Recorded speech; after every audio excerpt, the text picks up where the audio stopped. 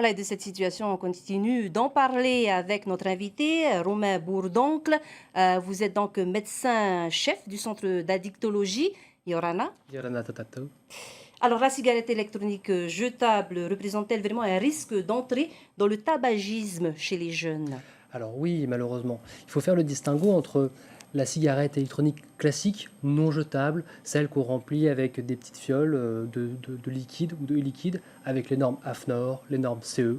Et ces cigarettes électroniques classiques, elles aidaient les patients fumeurs de tabac. Et ça aide au sevrage. C'est totalement différent de ces cigarettes électroniques jetables, les puffs, qui elles ciblent directement des jeunes non fumeurs, souvent des mineurs, avec un marketing qui tape très fort le plus souvent, et avec des risques pour la santé qui sont considérables. Les taux de nicotine notamment sont très alarmants.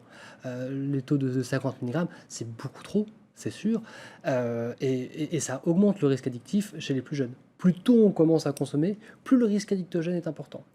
En plus de ça, les cristaux et les sels de nicotine qui sont dans ces cigarettes électroniques jetables ont un impact vraiment sur les poumons, sur la capacité respiratoire.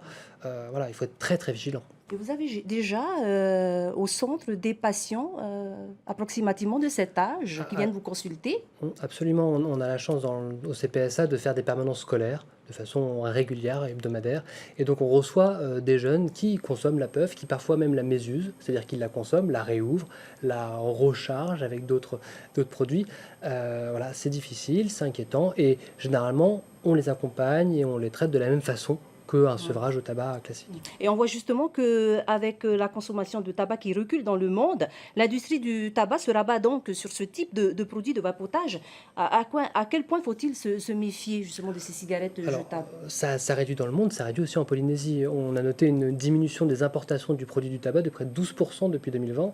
Et donc, en effet, les cigarettes électroniques jetables, c'est la nouvelle invention de l'industrie du tabac pour se faire une part de marché sur la santé des Polynésiens.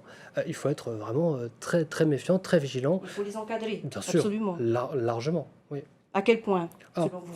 je pense que moi, en tant Vous qui êtes qu'addictologue, confronté j'aurais tendance à vouloir les conséquences. interdire d'accès au territoire. Ces cigarettes électroniques jetables-là, qui ciblent les plus jeunes, oui, il faudrait les mettre hors de circulation du marché.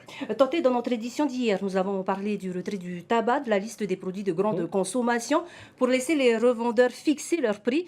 Une décision donc prise pour des raisons de santé publique. La hausse des prix du tabac est-elle vraiment un facteur dissuasif pour les fumeurs?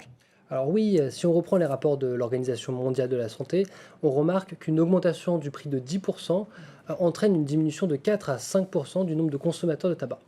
De la même façon qu'il y a une interdiction de fumer dans les lieux publics, ce type d'action favorise grandement un désir de changement chez les patients consommateurs. Vous continuez vos programmes de prévention Bien avec sûr. le site Aïta Tabac. aita-tabac.pf, qui est un site gratuit, largement accessible et qui permet un accompagnement personnalisé pour toutes les personnes qui le souhaitent. C'est en ligne, facile d'accès.